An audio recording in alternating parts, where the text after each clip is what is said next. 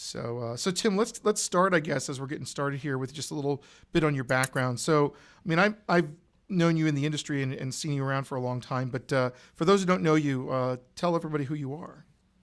Sure. Right now, I'm working as a senior solution engineer at Hortonworks. I've been doing so for about 2 years, and that's working with companies in the New Jersey, New York, Philadelphia area around big data, streaming data, IoT, machine learning, deep learning, various integration, that sort of thing. Before that, I was at Pivotal doing something similar, also with some microservices and cloud. Cloud is just everywhere, so you don't really have to do anything with it as much now. Yeah, right. You just have it. No one needs to know what it is anymore. They know what it is. How do I don't have to sell cloud anymore. People are like, yes, we have this. We get it. Please make it all work. Yeah. Yeah, just put stuff in there. Right. So I guess first of all, Hortonworks, it's I guess everything's based on the Hadoop and Spark and that kind of platform, right? That's their basis of their product, correct? Yeah, I'll go through that real quick. In 2011, we kind of spun out of Yahoo, and it was really to commercialize and spread an Apache-oriented version of Hadoop with no extra proprietary parts, everything open source, based on a community for the enterprise. Mm-hmm. It was kind of unique. And we've slowly added more things as the community has required them. I mean, obviously, Spark came out of nowhere and became huge, so that's well integrated with the platform. Various other things around Hive and Phoenix and HBase, tons of different things for SQL and NoSQL and various access patterns. But also, at some point a couple years ago, we added this company Anyara that was a spin-off of the NSA. And that's kind of my favorite part, is not really connected to Hadoop. It's around Apache MiniFi, which is this NSA technology for integrating everything, anywhere, anytime. And that really works well for enterprise who have a lot more than just Hadoop. I mean, Hadoop is, we like that. It's a great place to put a lot of things, but it's not the only thing you're going to have. Right. I mean, every company has a ton of legacy systems that they may never be able to get rid of. These things could be sitting in a mainframe for the next 50 years, but you still have to integrate that data. You want to use it for machine learning. You want to share that to other groups, and they clearly don't want to log into a mainframe terminal or even to an Oracle screen anymore. They want one integrated place. You want all the data scientists to get through the data. And that's sort of what is the goal for MiniFi and whatever the community also is looking for. It's community driven. So. And are you at Hortonworks? Are you guys sponsors or committers to MiniFi as well? We are 90% of the committers. The one unique thing with Hortonworks is, besides us being, sponsors of the Apache Software Foundation, that's how we run. I mean, we don't have an outside committees deciding what to develop. It's really, we use the ASF process as our development process. The JIRA tickets that come through that are what we work on. So our developers are all Apache developers. There's Apache committers, we run PMCs. That's how we develop. So, I mean, it's kind of unique, is we don't have some proprietary teams thinking of something and then maybe later we decide to open source it. We start from, the ASF and move around. If something's not in Apache yet, it's because it takes a little while before you can get a new project into the incubator. Mm-hmm. But that's how we run. We follow the whole Apache way to do things. Very cool. So Apache MiniFi itself, I guess, as you're mentioning, Hadoop's a place, and HDFS are places where things can land. You're collecting tons of data in a lot of these enterprises, and MiniFi is kind of this data collector. So when you were getting it anywhere, anytime, I guess MiniFi is suited for things like partially casually connected devices like these IoT devices? Yeah, so what happened is that came around, and the NSA had similar things. Some of these things were not only casually connected devices, but devices that were designed to not live a long time because they might be in something that, might not longer be there, right. see in a connected rocket, Exactly. It will be gone someday soon. So, Right. I mean, the technology was there, but then there was some more things that made sense for IoT. So we added a sub-project called MiniFi, and there's a C++ version and a Java version. And these are not the full Nifi experience. This is an agent that runs on a device or on a gateway, and this is designed to do just the things you need in one of these casual, somewhat connected, sometimes on, sometimes off, limited memory, limited RAM, limited connectivity, but you still want the enterprise features that you needed from Nifi. You still want secure connection back to a host on occasion. You want to be able to have things stored securely locally. You want to be able to change connections, configurations. You want to be able to do all these things on the device without having to handwrite everything every time. So that's where the MiniFi part is pretty important. You create a simple flow in the web UI, export it, and you could push it to a device. The device runs a small MiniFi agent, and this agent lets you run these things with scheduling, with queuing, and then either on programmatically or when the connectivity is available, push it out. And, that way you could save the bandwidth if you're going over something like LoRa or a phone connection, or it's the kind of thing where you got to wait till the truck is back in a garage and then send all the data then. Or, some kind of algorithm where you check and say, okay, this is this time of day. We know the network pricing is cheaper. Or, hey, I'm in a Wi-Fi hotspot. Let me send it now. These are the things where the MiniFi really adds that next layer to Nifi processing and keeps it small enough where you can run it on a Raspberry Pi is a big device for this. A smaller device is fine too. The footprint for the C++ agent is around 500K. So that's fitting most devices. If they're smaller than that, they probably don't need the full ability to have data provenance and security at that low level. You probably want to take those really tiny devices and have them send the hops along to a slightly bigger gateway and aggregate that data and do something from there. So that's sort of where we're operating. Okay. So MiniFi itself then is another one of these kind of sub-projects of the Nifi project, or a break off of the Nifi project that you guys, is it more commercial, or is it more still open source? We only do 100% open source. Right. Open source. And unless there's no choice, it's Apache. Gotcha. So it's Apache Software Foundation. MiniFi is a sub-project to Nifi. Yeah. So you could just go to Nifi Apache.org, click the MiniFi button, download it, use it forever. Cool. Get support from the community, get support from the Apache Software Foundation, start writing your own code with it, start being a committer. And if you get to the point where you need help, or you're an enterprise and you're not allowed just to run, open source without someone helping you, that's where Hortonworks comes in, where we can provide you that commercial support and assistance at an enterprise level for this software, especially since we're writing most of it. Right. So maybe we can get into a little bit of kind of a demonstration of how this looks. Sure.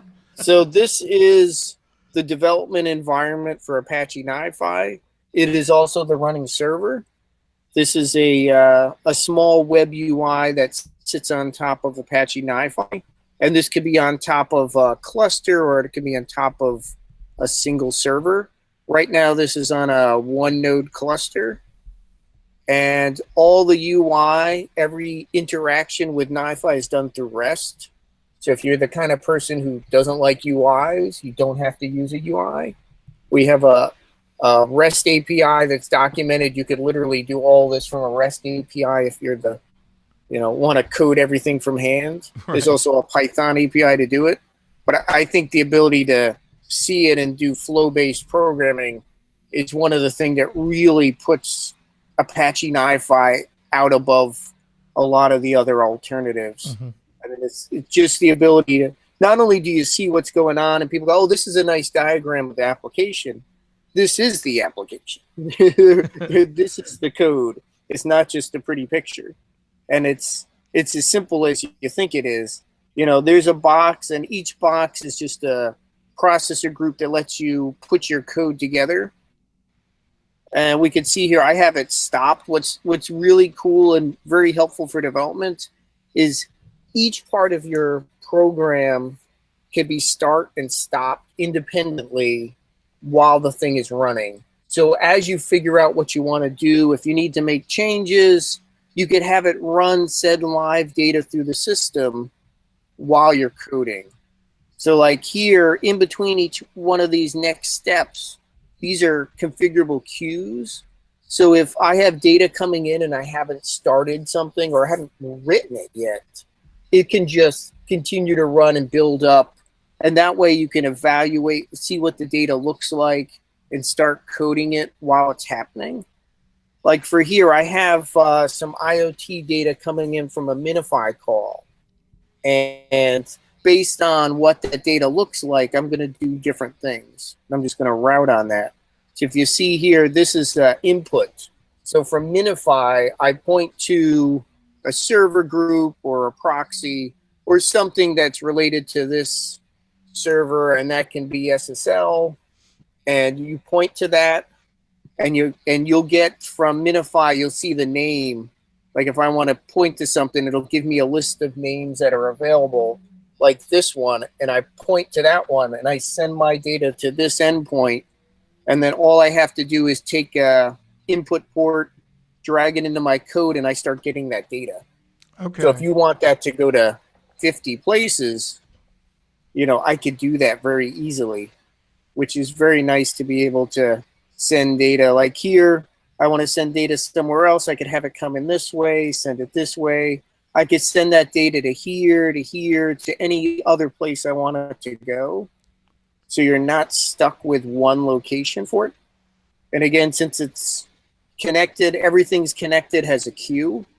So you always have that buffer in case things slow down, in case you need to adjust back pressure, you know, all those kind of things that are a pain with, you know, streaming distributed processing become trivial almost. You know, you want to set back pressure, you want to set the priority of things coming into your system, you just do that. And you don't care, I don't care what you're sending me. Like if you decide tomorrow to send an image, I could just process it this way. If you send me text, I could process it a different way. You know, I have all these different things. If it's something I haven't thought of yet, then maybe I could have it. We have one that says unmatched, and I could just send that to a holding place for now until you decide to tell me what that data is. Or I could just store that in a file system. I could store it in Hadoop. I could just store it somewhere generic until I know a better place to do with it. You see here, I turned this one off. So I just have these sitting here. These are messages that have been waiting around for I don't even know how long, and they just waiting for someone to process them. Here, this has been sitting here for 13 days. I think this is data I was working with when I was doing a talk in Europe, and the data is just sitting here. This was just a run.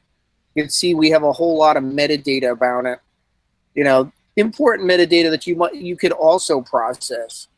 Some of the flows I'll do is I'll take the metadata and I'll store that somewhere, because you might want to be able to do something with that, you know, because this has got pretty useful metadata about how where the data came from, and this UUID is a unique ID for every piece of data that travels through the system.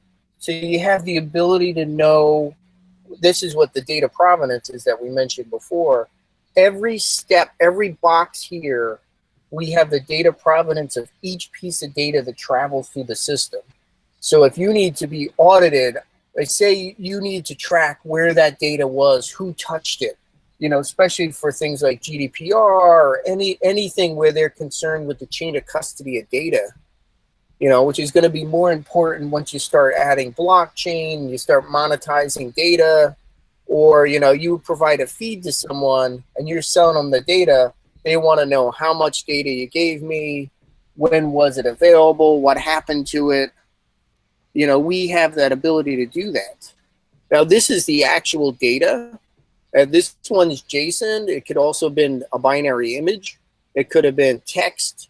It could be anything. I mean, we process two kinds of data, structured data and unstructured. If it's structured, it makes it very nice. We create a schema for it. Then you can work on it with SQL in-stream. So you get all the benefits of record processing. I can convert it to JSON. I can put it in Hadoop. I could do a ton of things with it. Push it to Kafka. This is some of the data that came off a device. As you can see here, it tells me what the host was. This was a device that had sensors. So I've got the temperature sensor. I've got that's the barometric pressure. I got the pitch of the pointing of the device. I've got the humidity.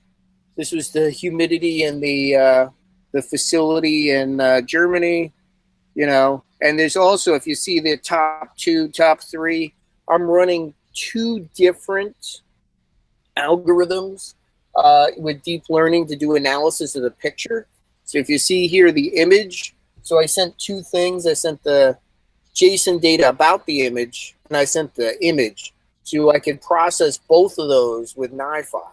And an image, I could do analysis of the image. I could store it, whatever you want to do with an image. But this data is a little more interesting to me because this was the deep learning analysis of what that picture was. You see here, there's a couple different ones. I've got labels and percentages of what it was. So that's a nice way to get data. And this could be any data. It doesn't really matter to Nifi what your data is. You still get all the ability to track it and process it. Here I was going to send that data to a web service. There's a friend of mine works at this BI company, and he's like, I have a REST API. Can you send data to it? And I'll show it on a chart for you. So I'm like, sure. So I just send that to his service. And then when I get the results back from that call, I could do something with it. I couldn't think of anything to do with it because I didn't really care. I mean, if it failed, I could have retried. I could have called another service. So this is great. Yeah, so from a workflow perspective, I mean, this is great. Like imagining and visualizing a workflow of data coming from a variety of sources into queues, going through different transformations and calls and APIs and resting in different places. How much overlap is this from like your traditional big data stuff? And do you see people using, this tool to put other types of data in as well? Because it seems really useful. Yeah, I mean, it's we have people. I've got a client in Princeton that they've really picked this up because it's so much easier for them than writing a lot of Java code. I mean, they're using it to process mail.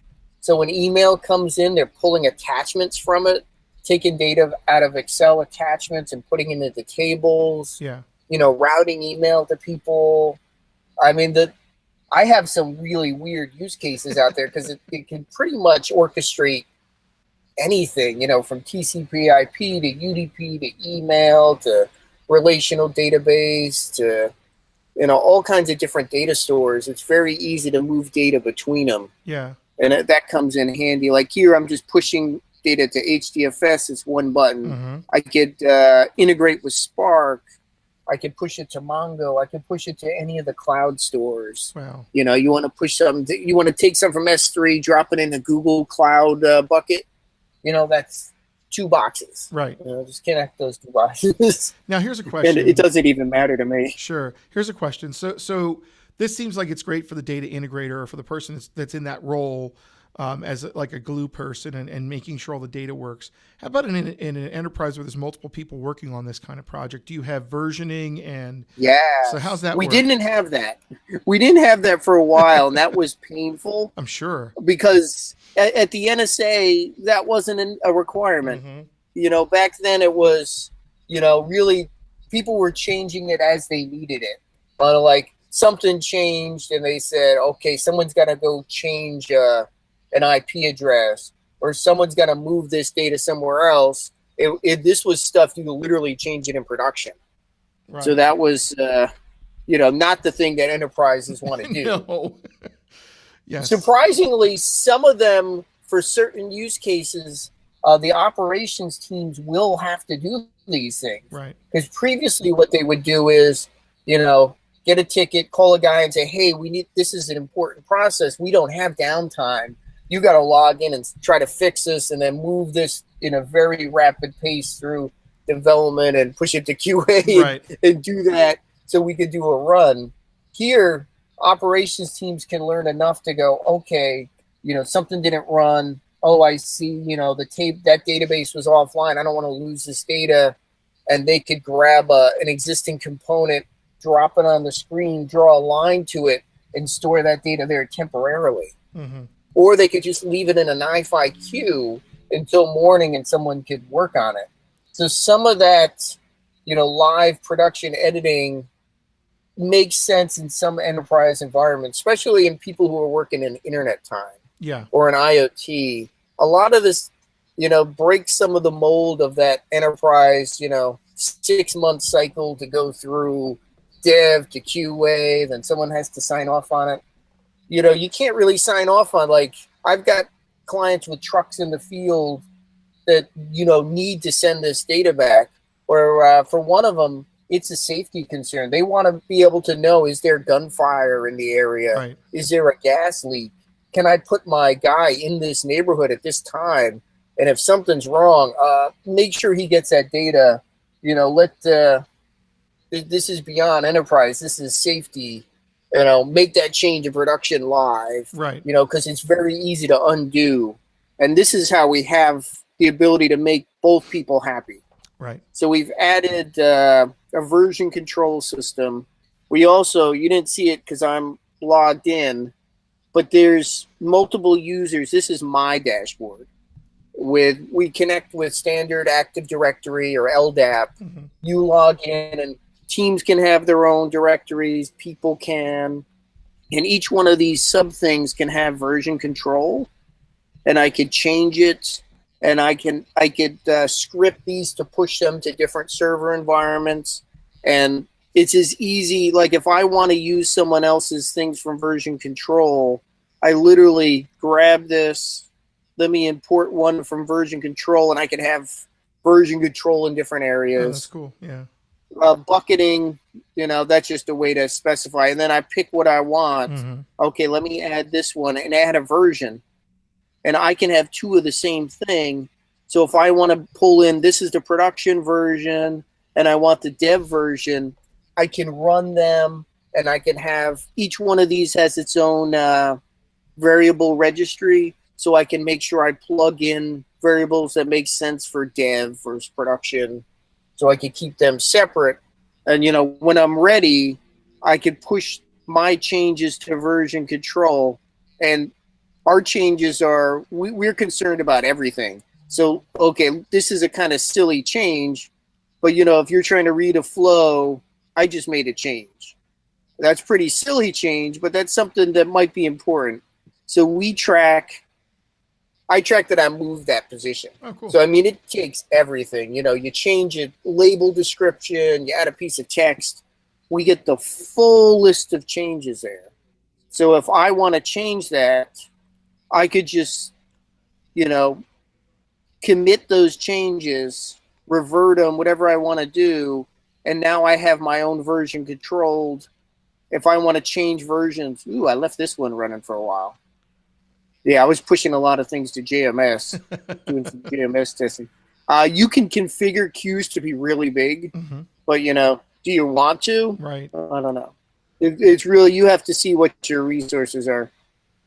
Yeah, I don't know why I left those around. I'll see if there's anything interesting. You're just trying to show me how stable it is when you clear thousands of data points away. Thousands of things, which maybe I wanted that data. Oh, well. This was another MXNet data from a device. Mm-hmm. I don't know why I was pushing to JMS. Someone might have said JMS is hard. So I'm like, let's see how hard JMS is. Right. And I push it to JMS, and then I consume it. Yeah, I was pushing the same record, then pushing it back. Mm-hmm. So it just kept, you get a lot of data there. Right, beating it up a little bit.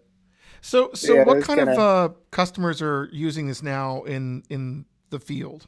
I guess A, how old is Well, it, and B, how many people are really taking well, advantage of this in we've production? had commercial, well, not really commercial, whatever you want to call it, enterprise Yeah. supported Nifi under what we call Hortonworks data flow for more than 2 years. Hmm. And the list of them is a very good selection of the Fortune 500. And some of them will be talking in our conference in San Jose.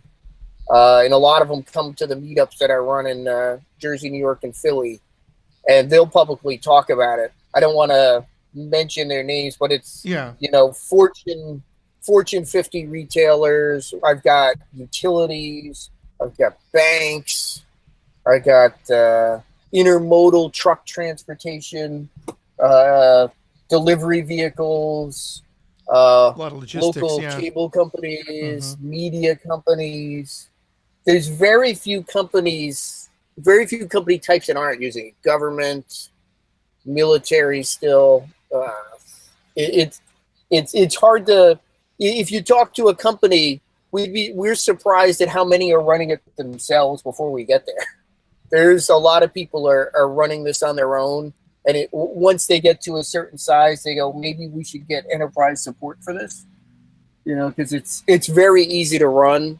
I mean, as you can see, for most use cases, it's pretty easy to develop. I mean, it gets when people maybe want to do some integration with Spark, Yeah. or they want a custom processor that we might not have thought of yet. Like, I've written a couple because a client said it'd be great to have this, and I'm like, "Ooh, that is a good idea." Hmm. We can put a Jira ticket out there, but the code to write this, if you've written a Spring Boot app, Yes. this is not. This is pretty much as easy as a Spring Boot app. Hmm. We have a Maven archetype. It generates a working, processor for you. You just have to put in a couple of attributes that you want as input, put some attributes that you want as output, or you could change the whole flow file. This one takes an image and produces a TensorFlow analysis of it. So it's running the Inception application. Very cool. If you see here, this is my entire processor for. I'm using this to change attribute names. Hmm. So I could literally, whatever field you gave me, I could change them. To say your company has a requirement that every field must start with, a lowercase letter, you can, change all the attributes and someone send in any file to you and make them meet those requirements. And that's a processor. And then you just drop it on the screen. This is my processor. You get all the benefits of any other processor. So you get the ability to set, what happens to it, when do you send an error, scheduling, is it real time or is it cron, or do you wait for an event?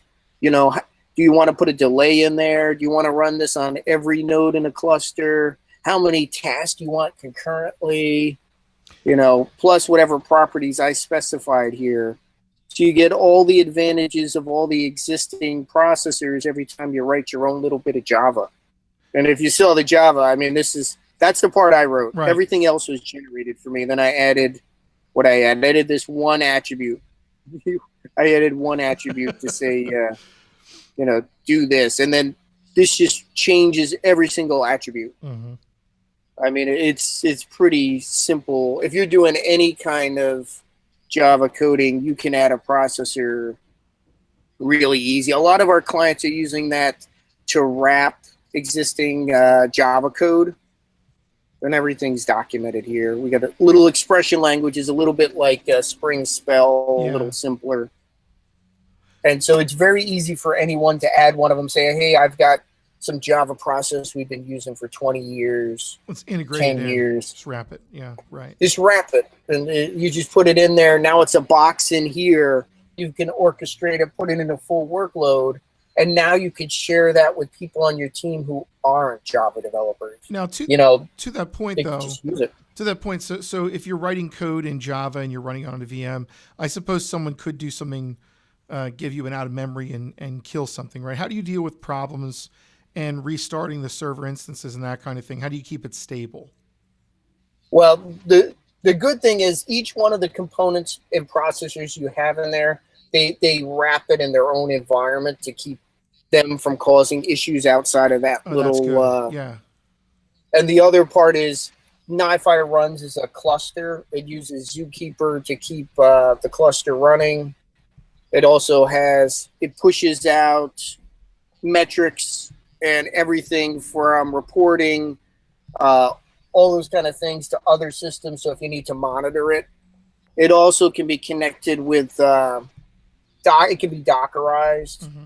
It depends on what you want to do. Out of the box with the HDF one, which is, again, 100% open source, and it uses Embari to install it. So you've got the same management tools you use for Hadoop, you could use for Nifi. You could set up a cluster, same cluster ideas that you would use for anything. You want 3, 5, 7, some variant of that to make sure you have stability if somehow someone's hammering it, right? Or just to support it to scale out to more use cases. I mean, one node will support a decent amount of throughput. Sure. We're averaging 50 megs a second of transaction. So if you're pushing a lot of stuff and you say, well, I'm going to push, we've got people pushing hundreds of terabytes a second. So you get more nodes. It scales linear, and you have, like I said, Zookeepers in there to keep it balanced. If something goes down, you can have it auto push start up another one, especially if you're in a cloud environment. We've got another open source tool, CloudBreak, that lets you auto scale these if you need to, and that could respond to outages or other information that you see happen and get pushed from Nifi. Because Nifi could push out a lot of things to either JMX, it can push it out to a REST API, wherever you need to communicate, it can do that for you and push out that data. So if you need to know if something goes down, you have many ways to finding that out, and you could add another node to the cluster. If the primary node goes down, a new one's elected, so your processing still continues, and then you can figure out who broke your thing. Like I said, the good thing is we have queuing before. So like here, put file's not working. Oh boy, so what? We don't really care. If one part's not working, we could queue. If someone looks at this and says, hey, I can't put the file in there, let me add a new thing and put it somewhere else. Right. While it's queuing up. And that's usually what happens if something dies. It's very hard to take out the server. Mm-hmm. I mean, the NSA guys were kind of critical on that one, that, have one piece fail, but not the whole thing. So it's better to have these things fail. And there's, like, if you're executing remote things, there's all kinds of timeouts and handling if things crash and what to do, and to isolate those in that box. So, have a timeout here. If this guy crashes or fails, send the error somewhere else. Like, if there's a failure, go somewhere else. If there's this condition, do something else. Mm-hmm. Like I said, I haven't seen it crash. Now, if someone writes really bad processor and intentionally does something crazy. Sure. Well, you can't stop stupid, right? Yeah. We try to advise people in the community who go, hey, don't try to grab 10 terabytes of RAM with this thing. Right. You got a lot of RAM. But, we could just pull a node out. We could disable a processor. Those things can be done programmatically. You could have things auto respond to someone added a new processor, it failed. I can use the API to pull that out, disable that processor, restart instances, add new instances to the cluster. So yeah, there's many ways to work around bad things, but usually, hopefully you're trying that in dev first. Yeah, right. I mean, you can do everything live in production, but most companies aren't going to. So one would hope. So for getting started, then you could, if people are interested in this, they could go to nifi.apache.org and they could look at MiniFi from there, and they could download the different servers. Or I'm sure they could go to Hortonworks and get a configuration ready to go, I would assume. Yeah, what's nice is you could download and install it. We've got the full docs for it. You don't have to. There's no license to use it. So everything's open source. You literally can go follow the documentation, how to download it.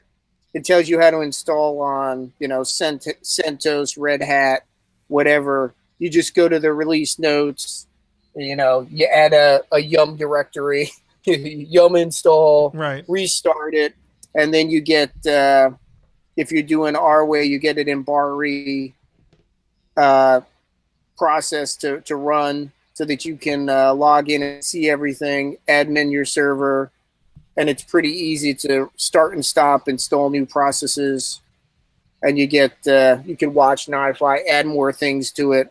We've got a couple of things that work with Nifi as part of that. We have a schema registry to make sure you have a place to store these schemas for the record-oriented data and allow them to be versioned. So, as your tabular data changes, you don't have to change your flows that code with it.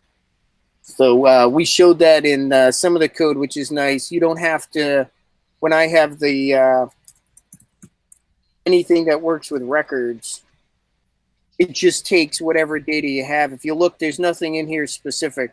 Give me JSON data, I push out Avro data. Mm-hmm. I just need to have a schema for that. Right. And the schema, I can generate that schema on the fly with Nifi as well. And then you've got a version schema. This is supporting multiple types of schemas. Most people use Avro schemas because those work with Kafka. Mm-hmm. So it's a very common use case to have Nifi push this data to Kafka, maybe push that from Kafka to Spark or Kafka to Flink, or Kafka back to Nifi to do some other processing. It's very easy. And if you have a schema, it makes it very easy to exchange that data. Cool. Which is nice. All right. Well, that's a really good overview. And so if people want to get a hold of you and, talk to you about a project they're interested in, or just, see your thread, what's your Twitter that you go with? It's PazDev, which is probably not the best name for this. I mean, we certainly have some platform as a service ideas, but that's my handle I've had since Pivotal, so I didn't really want to change that. Right. Okay. All right, great. Tim, thanks so much, and thank you for coming to our IoT conference as well. And it was awesome. Yeah, that was a really good show. You guys put on great conferences. I hope I get to speak at the next one of those, or at the any of your other conferences. I've been very impressed with how well they're run and the content. Thanks very much. We appreciate that a lot. All right, Tim, thanks so much. Okay, thank you. Have a great day.